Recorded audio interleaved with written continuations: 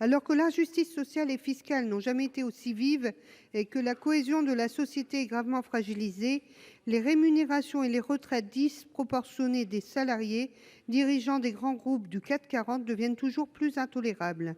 Même si une ordonnance de juillet 2019 vient encadrer à la marge les retraites chapeaux en les plafonnant à 3 % de la rémunération annuelle et en plafonnant leur cumul à 30 points du revenu annuel de référence, il n'en demeure pas moins qu'il y a quelque chose de curieux à voir: détruire l'état de providence pour tous et, dans le même temps, voir se transformer l'entreprise en état de providence pour une partie infime de privilégiés.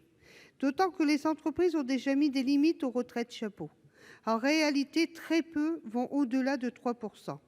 Grands dirigeants privilégiés qui recevront des rentes annuelles comprises entre 300 000 et 700 000 euros en moyenne, en dépit de l'état de santé de l'entreprise qu'ils quittent.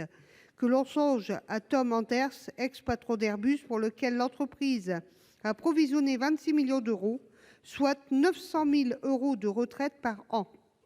Aussi, dans un souci de justice fiscale, alors que les ménages les plus modestes sont les plus affectés par les hausses de TVA récemment mises en place et par la réforme des retraites que vous envisagez, nous souhaitons augmenter significativement la taxation des retraites chapeaux les plus importantes.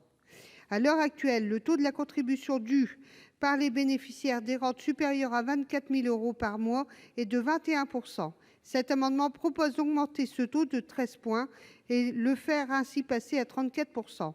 Ciblant les bénéficiaires de retraites chapeaux les plus importantes, le taux proposé se veut dissuasif et permettrait de faire contribuer les plus aisés selon les moyens dont ils disposent.